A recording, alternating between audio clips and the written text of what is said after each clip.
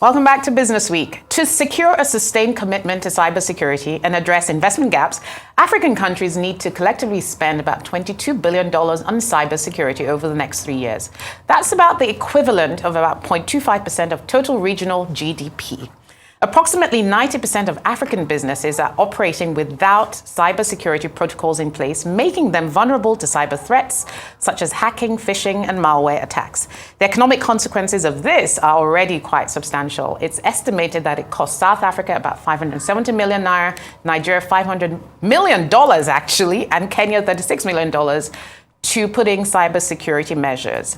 And research has shown that businesses are more reluctant than individuals to adopt and use the internet for e-commerce as a result of the fear of insufficient data security. Well, joining me on the show today is Odunfa, the Managing Director and CEO of Digital Jewels, a leading IT governance, risk management, and compliance consulting firm. They boast a presence in 9 African countries, including Nigeria and Kenya, and she has over 30 years of professional experience in this domain. Great to have you on the show. Thank you. Good to see you. So I guess my first question is really to help the audience understand the extent of the cybersecurity and IT governance problem in Nigeria specifically. Okay. So if we just look at the global landscape very quickly, in 2023, the Alliance Risk Survey rated cyber incidents as the #1 global risk. More than terrorism and all these other things? Absolutely, the #1 global risk. The 2021 APT Risk Survey also rated cybersecurity as one of the most difficult risks to manage. So right up there, and then it's difficult to manage. If we look at Africa overall, I mean, you've said the statistics, we're losing a lot. In Nigeria, we're losing a lot. So what really is the challenge? If we look at the pandemic, in the wake of the pandemic, we saw digital advances, digital acceleration at humongous proportions. Cybersecurity, however, hasn't sort of caught up. We haven't made commensurate investments in cybersecurity, infrastructure, tools, people, skill sets, and all of that. And so what is then the result? We've got a big gap, and that big gap is being filled by cyber criminals.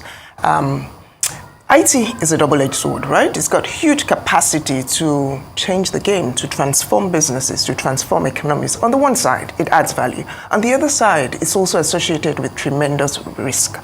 And so with IT governance, we're basically trying to straddle that balance between value and risk.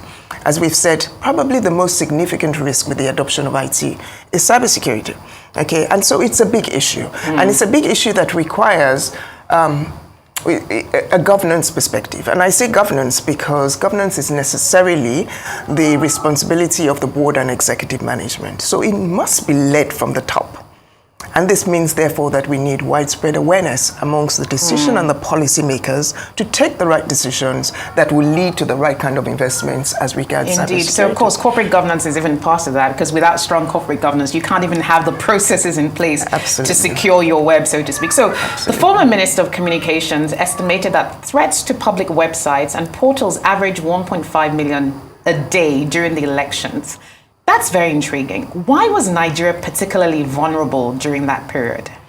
So Nigeria is an attractive target, no doubt. We're a big, populous, resource-intensive, resource-rich nation. However, vulnerability doesn't necessarily imply risk. And I just want to make that distinction. Vulnerability basically talks to weaknesses. So you can have weaknesses, as we do have in Nigeria in the legislative framework, weaknesses in infrastructure, weaknesses in processes, weaknesses in skill sets. Okay. Now you need threat agents to act on those weaknesses to actually result in a risk. Okay. So those threat agents could be motivated by malice or mischief, or it could even just be ignorance. And when you have a threat agent act on vulnerability, then you get a risk. But whenever there is a huge activity like elections, it attracts a lot of attention because the cyber adversaries, most of them are financially motivated. Some of them have an ideology that they're also trying to promote. So it depends on what their motivation is. Nigeria will continue to suffer attacks. The issue then for us is, how can we reduce our weaknesses, our vulnerabilities, so that we can withstand those attacks? Yeah. Every nation that has anything to offer will attract attacks, and we have not too much control over that. What do we have control over is how we harden ourselves to attack. how we build in controls and countermeasures that can ensure that even if we are attacked, we don't have a risk. We don't lose things. Okay, and so those countermeasures need to be built into the very fabric of IT adoption. It will include legislative framework, the policy framework, very important, and still a little bit immature in Nigeria, especially as regards enforcement. It would include infrastructure, the investments in infrastructure. We're making a lot of investments in infrastructure. We're spending a lot of money on IT, but are they the right type of investments? Have they also built in security instead of trying to bolt on security? And then the processes themselves. So I'll give a quick example. If you have a process that doesn't require segregation of duties, for example, that's a vulnerability. That's a weakness. That means one person can initiate a transaction and complete the transaction, and it's likely to lead to fraud. Yes. If you have, which is why our banks are particularly vulnerable, the financial services sector. Because that's where the money is, right? Yeah. And that's where the cyber adversaries will go Indeed. to.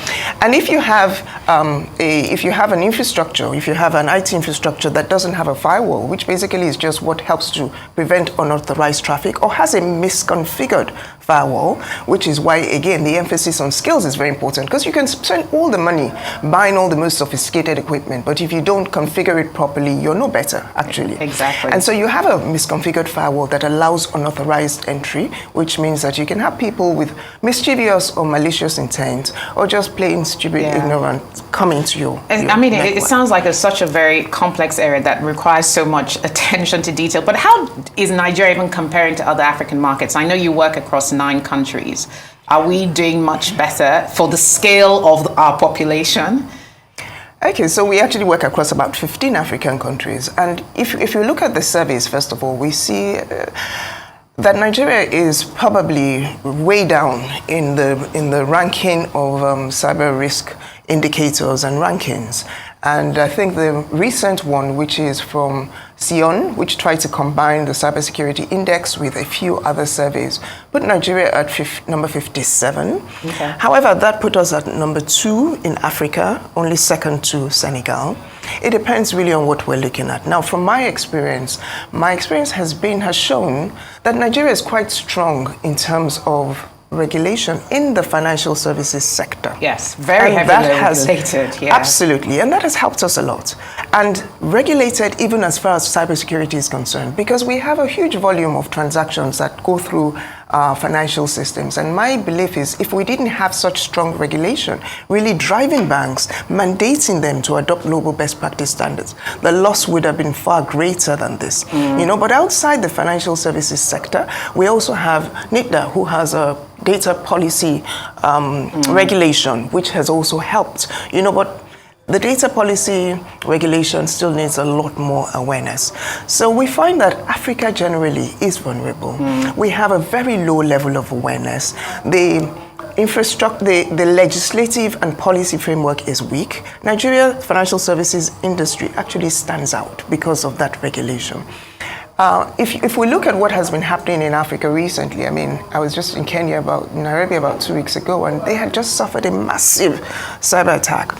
It attacked all their government services. All their government services were brought down at the end of July, and there are all sorts of thoughts and all sorts of speculations as to why that is. But it again showed the vulnerability of our infrastructure in Africa. So Africa is developing fast. We are gaining more and more use and insights into technology. But we need to manage the risks that are associated with the adoption of technology. Indeed. And I've often wondered why you go on some government agency websites and you don't see information, and you reach out to them and they say it's because they're worried about vulnerabilities. So a lot of data that would otherwise be accessible to the public is not there because they're worried about data breaches. And so it has consequences beyond the actual infrastructure that's been breached, doesn't it? Yes, it does. But data protection really requires that you classify data. There is some data that is for public use. It should be on your website. Otherwise, you create bottlenecks. There's data that is confidential, and then you put the appropriate controls and safeguards around it. So, data in itself is really takes its value from what value is it to the organization and to the people, and therefore you have to be able to identify your most critical data and put the correct safeguards around indeed. it. It's I think some of us just feel like we throw the baby out with the bathwater. But coming to technology now, areas like artificial intelligence, cloud computing, some of these new tech trends, how can they assist or actually complicate the problem? So it's a double-edged sword again. So AI, machine learning, cloud computing is of tremendous benefit. If it's done properly, if we put in the right strategy, if we deploy it effectively, it's very effective. However, the cyber adversaries also have access to these same technologies. And so whilst AI, for example, in cybersecurity, we use it in assessments, we use it in just being able to survey and understand what vulnerabilities are there, in monitoring and also in correction. The cyber adversaries use it to ensure that, they can automate and they can ensure that they're breaching your system far quicker and they're able to identify your vulnerabilities far quicker. So really, all of the technologies, it depends on what use is put to. Cloud computing is great, especially for startup organizations who don't want to invest in, brick and mortar, on-prem infrastructure. However, if you don't choose the right cloud computing partner, then you're even more vulnerable than ever. So it's really about understanding what safeguards, what countermeasures you need to put in place to be able to manage your risk. And it's the same principle of risk management. You're looking at probability and you're looking at impact. And so I think really the most important thing for everybody, decision makers and professionals, everybody, to bear in mind is that cyber risk is a business risk. It's a country risk. It's not an IT issue. It's a national security risk. Absolutely. It's not an IT issue. So, I have to ask you, you've said a lot, and it sounds like there's a lot on the plate of the National Security Advisor and the Minister for Digital Economy. I think those sectors.